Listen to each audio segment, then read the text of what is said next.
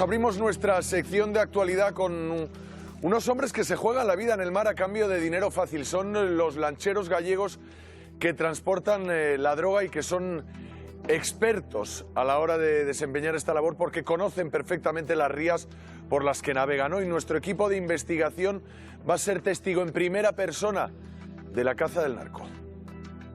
¿Cómo entra la droga por Galicia?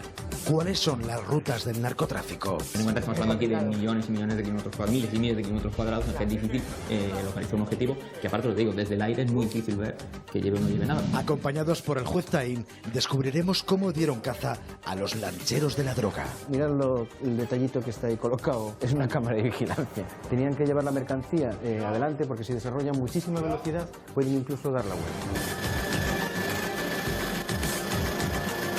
Toda investigación tiene que terminar en un punto final que es el abordaje y cazar a la embarcación de los malos. Y hablaremos con uno que ya cumplió condena. Los colombianos cuando vieron que con el tabaco, los amigos metíamos aquí una lancha de 200 cajas, son 3.600 kilos. Y metidas a lo mejor 2 viajes de 200 cajas al día, a la noche. Este operativo que tiene esta gente, nos meten aquí lo que haga falta. Y se empezó así. ¿Hasta dónde son capaces de llegar a cargar la mercancía? Pues para ir hasta Madeira tenía que estar 36 horas en esta sensación, en esta situación y sufriendo este viento y este golpe de mar. Hoy, en el programa de Ana Rosa, Cuando acabas al puerto, te acabas otro palé de cajas.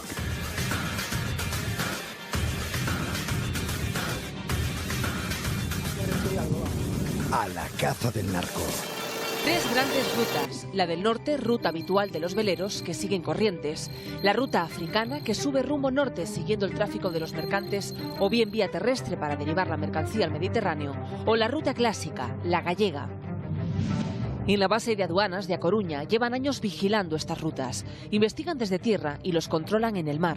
Ten en cuenta que estamos hablando aquí de millones y millones de kilómetros cuadrados, miles y miles de kilómetros cuadrados, en que es difícil localizar un objetivo que, aparte, lo digo, desde el aire es muy difícil ver que lleve o no lleve nada, porque ya se preocupan ellos de que esté realizando una navegación normal y en una ruta no. Pocos, como el juez Taín, conocen cómo funciona el negocio de la droga. De su mano conocemos la primera lancha tuneada del narcotráfico. En su día, propiedad de Omulo, una lanzadera que simulaba ser un pesquero. Esta lancha con aspecto de pesquero es la viva prueba de que los narcotraficantes, si algo saben hacer bien, es innovar. Estamos viendo cómo han utilizado una rueda y cartón piedra para simular un aparejo para recoger redes. Bueno, esto es impresionante porque por fuera parece un pesquero y por dentro no hay nada. Y por dentro no hay nada. Lo único que tenemos es la infraestructura para estivar la carga, de forma que no se vaya moviendo con los vaivenes del mar. Uno de los problemas que tienen es que estos motores consumen muchísimo combustible, muchísimo gasoil. Entonces, en este caso concreto, además de ese depósito auxiliar, llevaban más, pero además de eso suelen contar con infraestructura que les reposta en alta mar. Tenían que llevar la mercancía adelante porque si desarrollan muchísima velocidad pueden incluso dar la vuelta. El arte de saber esconderse es algo que también caracteriza a los narcos. Esta lancha tenía su guarida a unos 100 kilómetros de este puerto de A Coruña, en Cabanas de Bergantiños. Vamos a descubrirla. En plena Costa da Morte y en una ría idónea para esconderse. Allí ocultaban su espectacular lancha los hombres de Omulo. Cuando la marea es lo suficientemente alta, se puede sacar. En el Mediterráneo la marea sube y baja muy poco, como mucho 1 metro.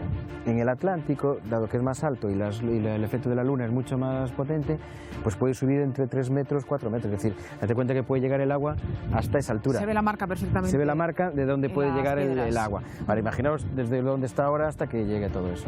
Hay que tener en cuenta el tiempo, la luna, el horario. Ellos lo tienen todo calculado para saber cuándo puede salir y cuándo no puede salir. A veces es salir en el momento oportuno, y si es necesario estar fuera en alta mar 3-4 días, pues tendrán que esperar 3 o 4 días fuera en alta mar. Mira la grúa.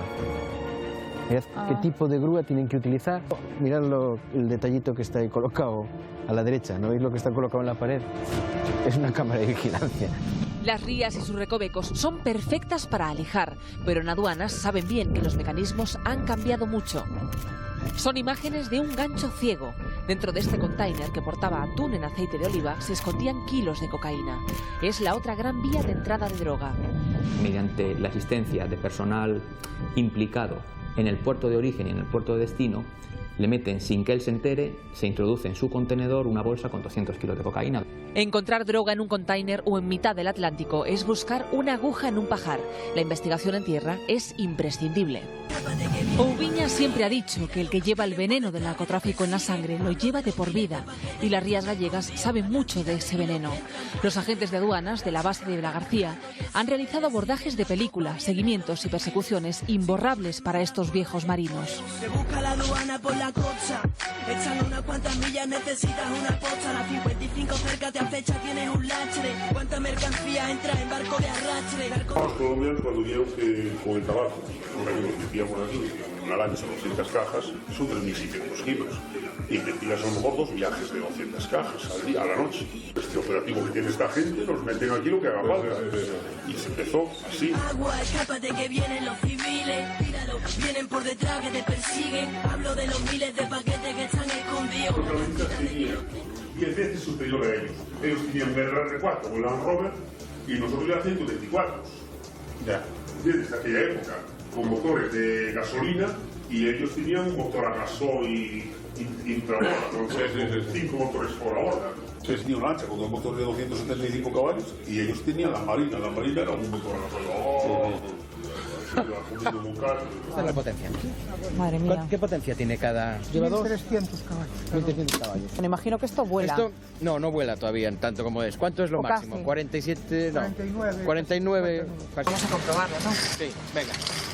No vuela, pero el buque Petrel alcanza 93 kilómetros por hora. Toda investigación tiene que terminar en un punto final que es el abordaje y cazar a la embarcación de los malos.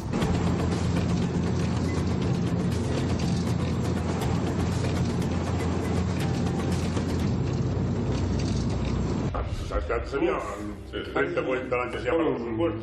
Ahí mismo, Y yo era una decepción si no me viniera la turbo detrás para correr un poco. ¿Cómo sería una persecución en medio de las bateas, como estamos ahora? En principio seguramente participarían más de una planeadora nuestra. Lo que se trataría es, una, ponerse detrás de ellos para irle siguiendo, y otra, intentar acortar camino para irle acortando como si fuera una manada de lobos. Y una persecución directa es muy difícil. Lo que se trata siempre es de ir acorralando hasta que o ellos se rindan o no les queda más camino que embarrancar. Y si esto ya nos había impresionado, todo se vuelve mucho más intenso cuando cae el sol en la ría. Acabamos de encontrarnos con esta imagen impresionante de un helicóptero de salvamento marítimo. Estamos viendo cómo se está descolgando un hombre desde lo alto del helicóptero, el rescate de varias personas dentro de una embarcación en mitad de la ría. E inevitablemente nos ponemos en la piel de los hombres que salen a alta mar para hacerse con la mercancía. Dejar, tú atracabas al puerto y cargabas otro palet de cajas. Qué fuerte. Según los vídeos que tuvieras, ¿entiendes? Y así andabas. Una cosa te llevó a la otra y tal. Y cuando había un buen viaje de aquí, pues iba a Pues para ir hasta Madeira tenía que estar 36 horas en esta sensación, en esta situación, y sufriendo este viento y este golpe de mar. Que lo difícil ya no es solo el frío que tienen que sentir, es la sensación de inestabilidad, de inseguridad que se lleva. Ahora mismo tenemos la suerte de que no hay mala mar, que no estarían las olas incluso pasándoles por encima. Pues esa sensación en la que tiene un narcotraficante que no va encabinado cuando tienen que estar 36 horas así yendo hasta Madeira a recoger las mercancías. El negocio de la droga sigue activo en las rías gallegas. Tras la caída de los grandes narcos, otros han ocupado su lugar. Galicia sigue siendo una de las principales vías de entrada de droga. La ría de Arousa sigue siendo tierra de narcos. El 80% de los barcos con más de 2.000 kilos de cocaína que fueron apresados desde el año 2000 hasta la actualidad intentaban entrar en Europa a través de Galicia. ¿Quiénes son los nuevos capos? Iremos de la mano de la persona que más conoce el narcotráfico en Galicia, el juez José Antonio Vázquez Taín. Que podría parecer un galpón normal y corriente, al final pues es un escondite de una planeadora. Y lo que más llama la atención es ver cómo son capaces de sortear las bateas. ¡Qué maravilla! Bueno, maravilla viviendo de paseo. Atracabas al puerto y cargabas otro palet de cajas y tal. Y cuando había un buen viaje de aquí, pues iba aquí y ¡pam! Y yo era una decepción si no me viniera la turbo detrás para correr un poco. Acompañados por los máximos responsables de la lucha contra el narcotráfico, vamos a recorrer por tierra, mar y aire los enclaves estratégicos de los capos de la droga. La mayoría de narcotraficantes sabe que al menos una vez en su vida va a ir a la cárcel. Es un duro peaje, pero un peaje que asumen porque a cambio amasan grandes fortunas. Nosotros queremos saber cómo son sus casas y lo vamos a comprobar desde el aire. Estamos yendo al aeropuerto de Vigo para sobrevolar la zona del norte de Portugal y ver sus imponentes mansiones. gracias. Yo soy Toño, encantado. Muchas gracias. El mejor apoyo operativo que pueden tener los agentes cuando están persiguiendo a una planeadora es, sin lugar a dudas, el helicóptero. Nos vamos a subir en uno de los 6 que aduanas tiene en toda España.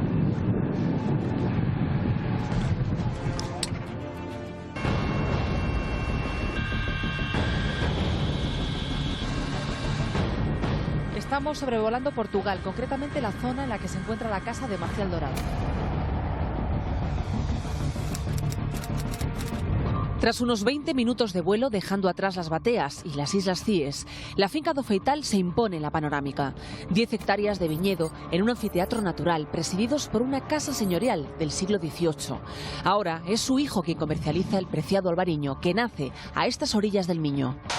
¿Tu padre está retirado o no? No, mi padre no se dedica a los vinos. Ah, coño. Yo pensaba que tu padre se dedicaba a los vinos. No, no. Él ha puesto las condiciones para que exista. ¿Y la pasta? Claro, las condiciones. ¿Por qué eligieron Portugal para edificar sus casas? Es que una frontera es muy importante. Cualquier tipo de investigación transfronteriza dificultaba muchísimo más.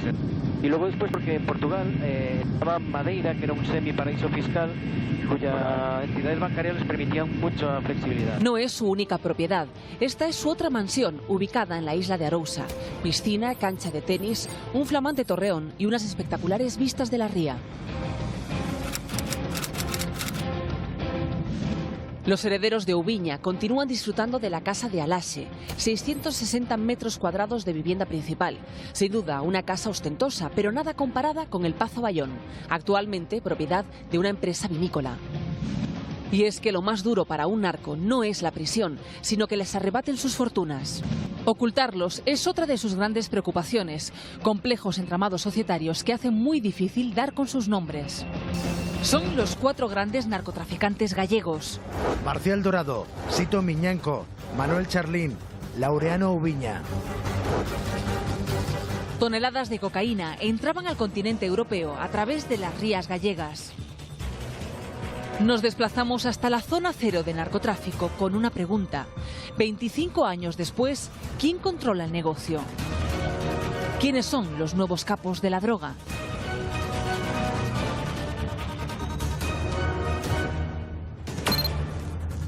A mí me daba vergüenza decir que era Villa García, porque te asociaban siempre, esto parecía Sicilia. Hubo muertes que fueron accidentes, que chocaban 2 lanchas, chocaron dos. Chocaron, él fue uno por el otro. 2 lancheros tal, y tú no me a mí, tú tal, y lo embistió hoy, que fue una persecución, se metieron uno contra la batea, saltaron por el aire, y esos 2 desaparecieron. Entonces, claro, En noviembre de 2005, los cuerpos quemados de 2 primos, los primos Feijóo, aparecen exactamente en esta zona de Ocastrelo. Se trataba de un ajuste de cuentas. Cuando los torturaron, fue la... En nuestro viaje nos acompaña el que fuera el azote de los narcos, el juez José Antonio Vázquez Taín. Ellos lo tienen todo calculado para saber cuándo puede salir y cuándo no puede salir. A veces es salir en el momento oportuno, y si es necesario estar fuera en alta mar 3-4 días, pues tendrán que esperar 3 o 4 días fuera en alta mar. ¿El pueblo se quedaba a oscuras? Bueno, en los muelles sí. Se apagaban las luces para poder descargar.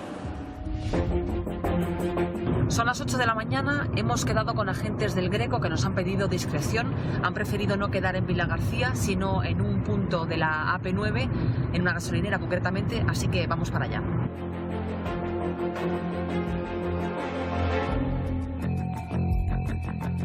Para nosotros hay 2 grupos, 3 grupos que sean capaces de invertir en operaciones desde Sudamérica. Lo normal actualmente es que los grupos en Galicia trabajen por comisión y están especializados en el tema del narcotransporte, que es la recogida de la droga en distintos puntos de alta mar y luego acercarla a tierra donde espera el resto de los miembros de la organización. Ellos invierten en crear una infraestructura que le dure para muchas operaciones, es decir, alquilan naves, buscan naves estratégicamente situadas, van buscando ya motores, lanchas de distintos tamaños para hacer distintas operaciones. Y de un tiempo a esta parte sobre todo a raíz de la Operación Tabaiba en el 2009. Son muchos los lancheros que han empezado a crear sus propias empresas. Pues en aquella nave, en el 2009, a uno de los lancheros, de los jefes de esta organización de lancha que se desarticuló en la Operación Tabaiba, se intervinieron lanchas y además grúas para sacarla al mar.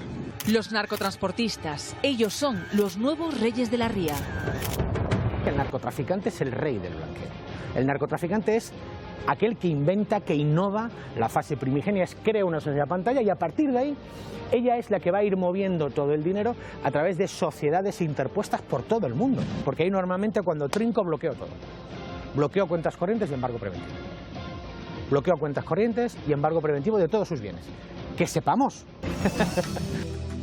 Juez, ¿cuántas veces ha hecho estos viajes en helicóptero y estas operaciones? Pues gracias a vosotros es la primera vez.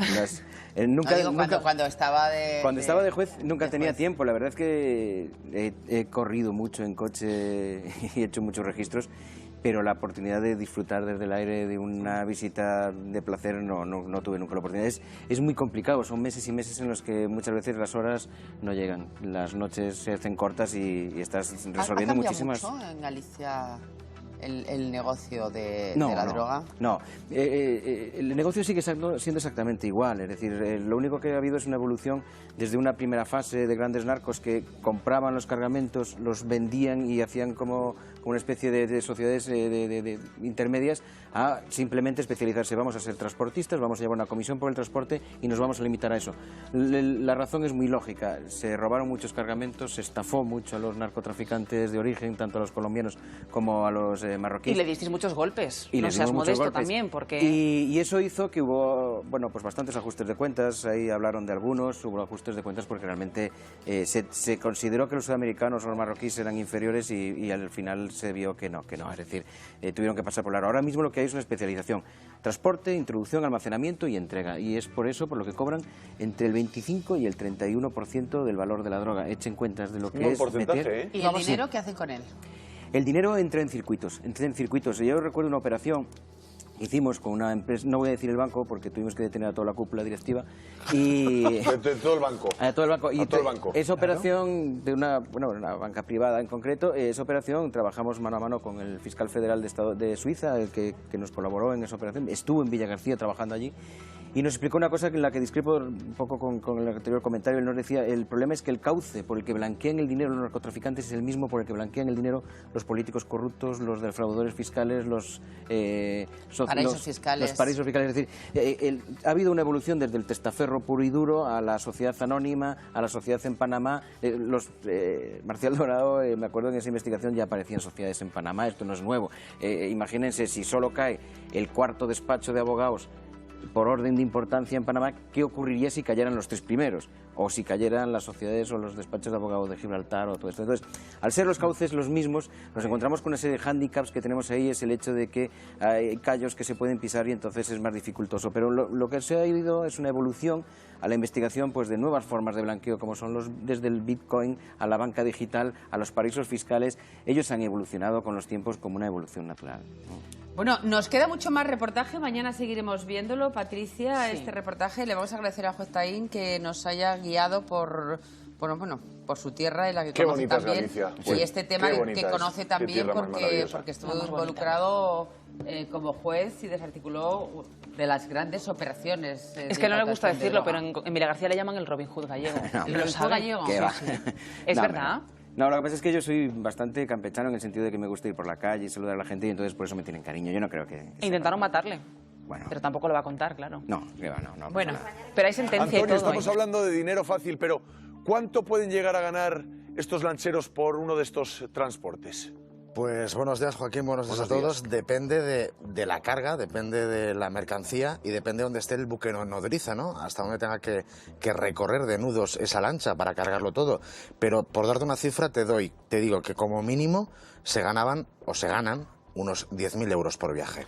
Enseguida, gracias Antonio, veremos cómo actúan estos lancheros gallegos. Ya nos contaba el juez Vázquez Taín el otro día que su labor, principalmente la de los narcos gallegos, es el narcotransporte. Antonio, es complicado controlar el territorio. Hay mucho silencio alrededor. Bueno, mucho silencio y es un tema tabú. Nosotros hemos estado también en las Rías Baixas, en Cambados, en Vilagarcía, y entrar, por ejemplo, en un bar a tomarte un café con gente de la zona y justo al lado está la hija de Sito Miñanco. Un primo de Laureano Ubiña acaba de entrar en el bar. Otro que va a entrar en la cárcel por narcotráfico también lo va a hacer. No se puede preguntar absolutamente nada. No podemos hacer pues absolutamente nada.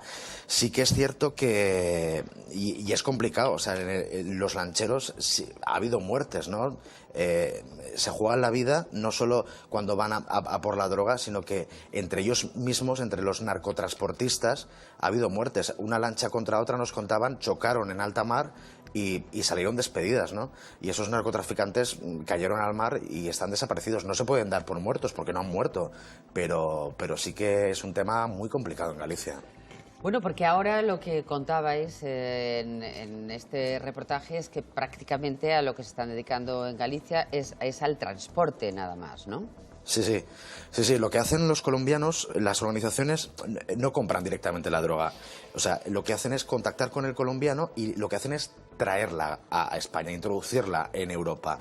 ¿Qué es lo que hacen? El colombiano directamente llama al narcotransportista, hace una llamada y dice, en una hora tienes que estar en tal punto, o en un día tienes que estar en el sur. Se van incluso al sur de España porque también por ahí es más fácil entrar la cocaína. Hacen esa llamada, salen ya y luego pues van hasta un punto, hasta mitad del Atlántico, hasta Madeira.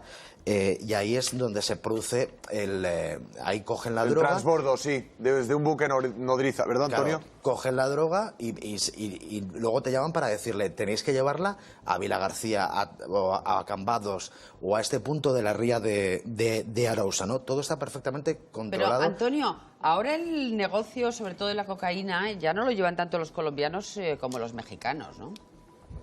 Bueno, sí, un poco ambas. Bueno, a nosotros no nos dicen que viene también de Colombia y de México, por supuesto.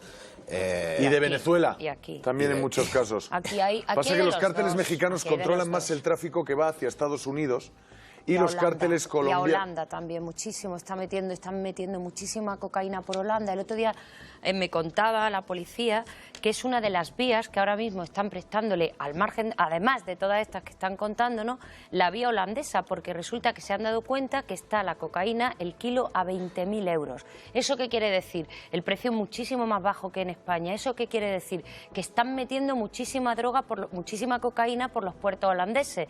Y por tanto hay organizaciones colombianas, mexicanas, como bien apuntaba Ana, que tienen ahora mismo una fuerza tremenda, y también españolas, que están yendo directamente a por la cocaína a Holanda, por tierra, que es una cosa insólita que antes no se había visto nunca, ¿no? Productores. Sí, exacto. Y el tráfico lo llevan los grandes carteles de México. Porque además los colombianos aquí están, lo estaban contando también los compañeros, están muy marcados. Ten en cuenta que se han dado unos golpes espectaculares en los últimos años. Bueno, y también en Colombia lo que está ocurriendo en Colombia con el proceso de paz, control de Peña Nieto y la implicación de Estados Unidos.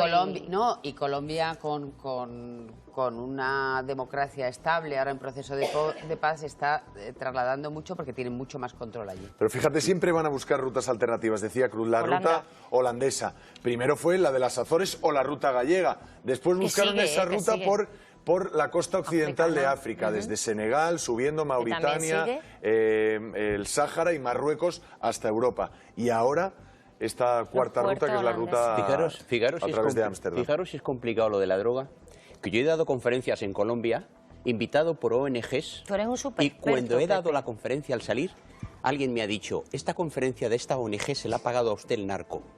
Digo, ¿cómo?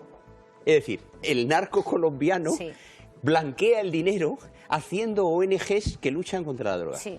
Cierto. Fijaros si es complicado. Vamos a ver, si es que ya los narcos de la droga tienen más dinero que muchos estados. Seguro. En una cuenta corriente de un cárcel hay mucho más dinero. Con tanto dinero, corromper es Muy fácil. Nosotros, por ejemplo, hemos hablado con un narcotransportista, hemos hablado con un lanchero que estuvo cumpliendo 2 años, 3 años en prisión, ahora lleva un bar, hace vida normal, y nos contaba eso, que tuvo hasta 2 cuentas en Gibraltar, no tenía ninguna en Panamá, pero sí 2 cuentas en Gibraltar, y otra a nombre de su suegro en Gibraltar también, o sea, tenía hasta 3 cuentas en Gibraltar para ocultar el dinero ahí, ¿no? Son gente que actúa al margen de la ley, pero no son gente tan temeraria como podríamos pensar, porque tienen unos conocimientos de las rías en las que operan máximo, con lo complicada que es la navegación, como nos contaba el juez Vázquez Taín en la primera parte del reportaje, con lo complicadísima que es la navegación muchas veces en estas rías por las mareas, por los salientes, los bajos, etcétera. Pero también piensan que no les van a detener nunca, que nadie va a ser capaz de poner fin a su carrera delictiva. Porque ellos se desplazan a cualquier sitio, son expertos navegantes, supongo, y lo que pasa es que al final, bueno, terminan cazándolos. ¿Dónde se esconden esas gomas que son espectaculares, esa cantidad de motores? Pues se esconden lo hemos visto, ¿no?, con el juez Taín y la compañera Patricia Pardo, pues en un sitio de la ría, escondido, fuera había una cámara de seguridad, una cámara de vigilancia, ¿no?, para pasar desapercibidos, o sea, y pasan desapercibidos como barcos pescadores y en verdad son auténticas lanchas. En la operación Tabaida, por ejemplo, cayó también una lancha de 17 metros de eslora, 7 motores, se construyó en Milán y que ahora la Guardia Civil ha cogido y la Guardia Civil la utiliza para operaciones contra la piratería, ¿no? Se la lleva hasta Somalia, ¿no?, para cazar a los piratas. Hay que decir que los narcotraficantes se juegan la vida. Sí, sí. Pero quienes los persiguen también. Pero también sin duda. los que los persiguen se juegan la vida. Sin duda. Y por un Sí, claro, sueldo... me explicaba eso, que antiguamente, por ejemplo, en Cambados, en el muelle, en Vilagarcía, cuando llegaba un cargamento de tabaco, la luz en el pueblo se iba. Claro.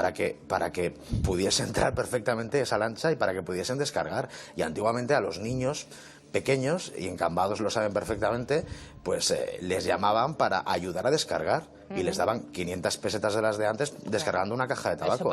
Empezaron con el tabaco y siguieron con la cocaína y con la... en la línea, en la línea pasaba. Sí. De todas formas, claro, de trapichear con tabaco, hacerlo con droga...